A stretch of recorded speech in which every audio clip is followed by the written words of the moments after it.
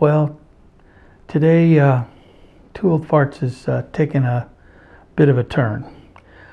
We're talking now about the more serious aspects of Alzheimer's, what's happened to Trish. We're still fighting the fight, we're still staying positive, but there's some things that you should know about. Maybe some things that you're experiencing too with your loved ones. Here's an interview I did with Trish, and there's a short version and a long version. So whichever one you pick, I hope you stick with it. I know that I won't be here much longer because of my Alzheimer's. Well, you know, that's probably not true. A few minutes ago we had trouble. You couldn't remember how to put the key in the door. Mm. Do you remember doing that? Yeah, very vaguely. Yeah. You couldn't get the key to go in the door, you remember? Like I would be on the outside? Yes. Oh. So it makes you afraid to take the dog for a walk without me being at home. Yeah, I do worry about that. Yeah, that makes sense. So we'll just make sure that I'm here whenever that happens. Yeah. See, I love you so much, and I can't keep living a long time because the Alzheimer's probably has other things going on after I don't know how much time, but I don't want to constantly be in pain. So I thought, well, I wonder if they'll just put me to sleep. You know what? If they would do that, you know what that would be called? That would be called murder. Yeah. You can't murder somebody. That's murder. Yeah. Why would I let somebody put you to sleep, no matter how much pain you were in? I wouldn't let anybody do that. But you don't have a lot of pain. You have annoying pain. Sort of like me. You know, my back hurts all the time. Yeah. But I just live with it, and I ignore it. And I've noticed about you, do you know what makes a big difference in your pain? What makes the big difference? What makes a big difference in your pain? Keeping you busy. Yeah. When you were when we took our vacation, we were kept busy all day long. You never said anything about pain the whole week. It wasn't bothering you the whole week. Mm-hmm. It's when you're here, you don't have anything to do, and you're thinking about your health. That's when your mind goes in on pain, and it makes it worse. And what? It makes your pain worse. Yeah. It does. And probably other people have told you that. Well, I know that from you.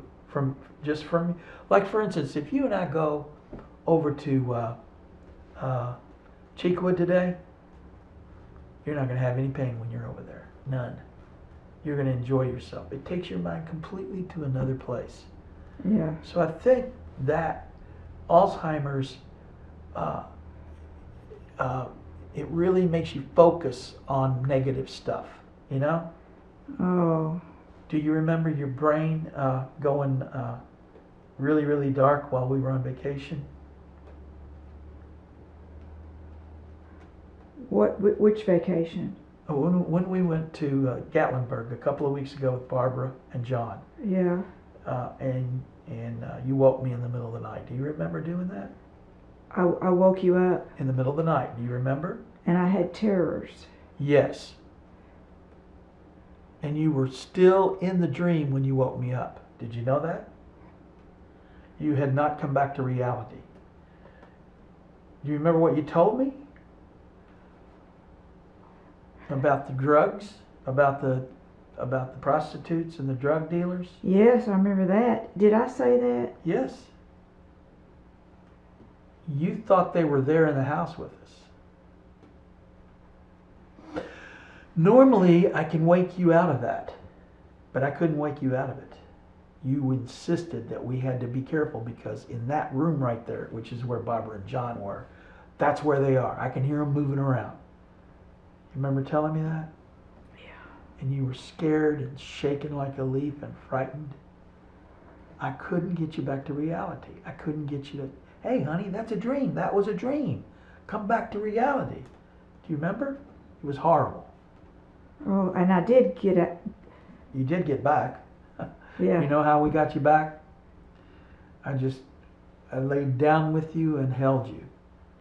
And eventually you stopped shaking and you fell off asleep. I'm scared to death. I am. I will be honest and say that. But I don't want to keep living a life that I don't remember, and people, and I might not remember who walks by, and I should know who they are, but I can't remember. I wish there was a way. What? I don't know. I want you with me all the time now. Of course, I know that you're going to ride your bike and stuff like that, but I do know you'll come back, because it's not long periods of time that you stay away from me. That's right. Ever. The Right. longest time I stay away from you every day is when I go get on my bike for an hour. Yeah, And I have to do that. I know. Otherwise I'd weigh 800 pounds. You look so good when you smile. You do. You really do. Yeah, but I don't look too good today because I cut all my hair off the other day, and whew, that was a mistake. We all make them. And you know, I don't want to just keep living my life. And and I don't really know what's going to happen. When do we do this? When do we do that? Are you looking forward to going sailing with me in the Bahamas? Yeah, I do. I look forward to that. I do. You know how long we're going to be on that boat? A week. Now I don't know where that came from. It came from somewhere. Yeah. Um, And they're going to let me captain the ship. And let me ask you this. I just don't want to see my life. I don't want to be hanging around somewhere. I want to be happy, but I don't know how I can be when I know what all's happened. And You mean you're not happy with me? no, I'm happy with you 150%. I do, and I know you're going to take care of me no matter where I am, and so I don't feel uncomfortable about that. In fact, I don't even remember being on that boat and going to sleep. What boat? Weren't we on a boat? No, not that I mean, we've taken boat rides, but the one you're going to get on in November, you're going to sleep on this boat. In November, actually, first week of December. That's when we go to the Bahamas to go sailing. You're gonna lay down in the boat with me, down under below decks on this luxury. It's a luxury sailboat. Oh. Yeah. So we'll enjoy ourselves. Yeah. We'll be able to get up in the morning and watch the sunrise over the Atlantic. That's gonna be hot. Yeah. No, I don't mean hot. It's gonna be exciting. Yeah. Well, this is what it is. We have to go when we can. Yeah. But see, I don't want to just be living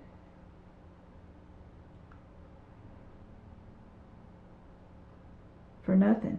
You know what I mean?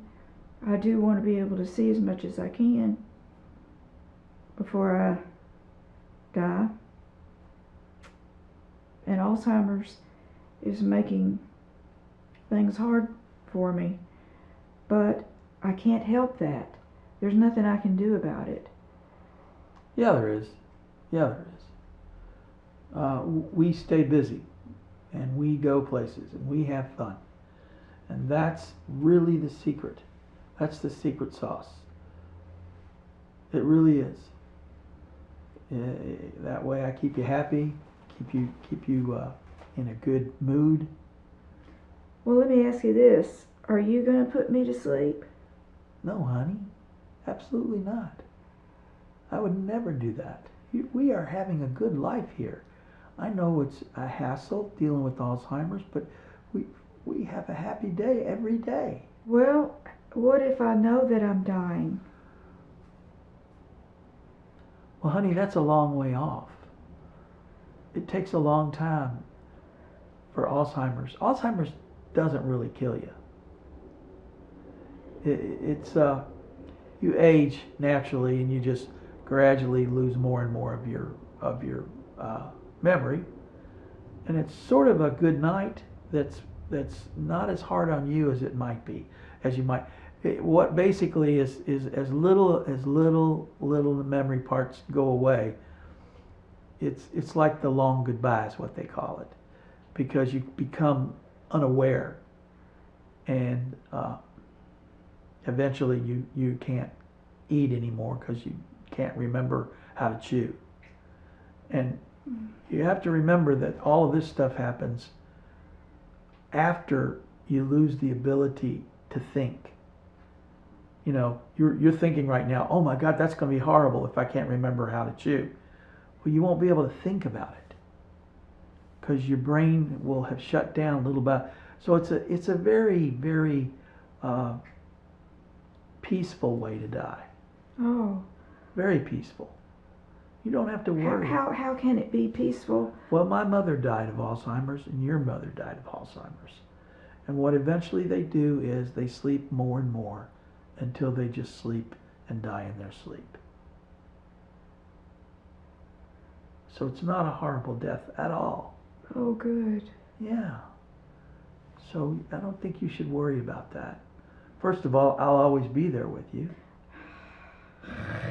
You'll never be put in an institution. You'll always live right here in this beautiful house. And you can tell me what's really happening and see, because I love you so much, I know that you're going to do the right thing for me. Yeah. You know. Me and Toby. There's Toby right there. Yeah. Well, have you talked to somebody, and I'm sure you have, about what to do about me? Oh yeah. I mean, you and me have. I don't go off by myself and talk to people about you. Oh, I know. You and me go and talk together with Rachel, and with Rachel's very funny. She's my liberal friend. She told us when we came over there. She said, "We look forward to you guys coming in more than anybody else." Oh yeah. And do you remember what we did to the Kroger people? Like us a lot too. We kid around with the Kroger people. Do you remember what I did to the Kroger lady? We went in there for our COVID shot. Do you remember us doing that? Oh yes, absolutely. You remember her taking me behind that door, in that little door? Yeah, don't do that to me there. Yes, I heard. We're behind that little door, and nobody around. Everybody could hear what I was saying to the woman. So in a real loud voice, I said, "What do you mean, take my pants down? I don't feel comfortable doing that. Get somebody else to give me a shot." It was great. Oh, it was great. It was great. She laughed. Oh God, she laughed. And we came out of that little room, and all the pharmacists were laughing, and the people standing around were laughing. It was great. Yeah. And you know, I'm not against putting me to sleep. Honey, that's not going to happen. What? You should erase that out of your head. That's not going to happen. Okay. Nobody's going to put you to sleep. That can't happen. Well, what if I'm in bed and I quit breathing? Then you'll die. You won't even know it's happening. Do you understand how people die in their sleep? Because they don't have any pain about it. Yeah, there's no pain, and you don't know it's happening, and you just gradually go away, and suddenly you're sitting in front of Jesus, and he's got his hand on your hand, and he's telling you, well, Rod asked me to take care of you. You know, I have utter, complete. I know that you're going to do the right thing because that's what you would do for your parents or your siblings. That's how much you love people. And so I know that. And so I feel okay. I know that I will get something injected into my vein.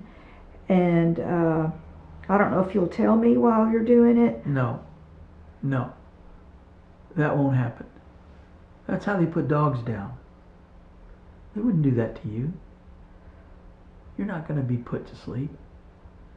This keeps coming up. You're not going to be put to sleep, honey. That won't ever happen. That will never happen.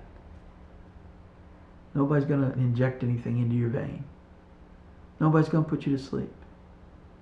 You will die of natural causes. One day you'll sleep this long, and the next day you'll sleep this long, and the next day you'll sleep this long, and then you'll sleep this long, like your mother did. And before too long, you just don't wake up that day. You know, I didn't realize how much time you had spent at my parents' house. Well, she was not at their house. She was in the institution when she died. She was in the care unit. She was in the memory care unit, surrounded by a bunch of people that were very sweet to her. Very, very. They were so nice to her. Oh. It was hard on your daddy, but it wasn't hard on her. It wasn't hard on her at all. It wasn't hard on Daddy. Oh yeah, it was. Oh, it was. You know, think about it. Your daddy was having to let go of her little by little. Am I gonna die here? Yes. Yeah, holding my hand. You know. Well, I'll walk in there and I'll say, I want you to be with me now. No, that's not how it works. No, you don't die like that. Like I said, you just gradually sleep longer and sleep longer and sleep longer and sleep longer. Until one day you wake up and instead of me holding your hand, it's Jesus.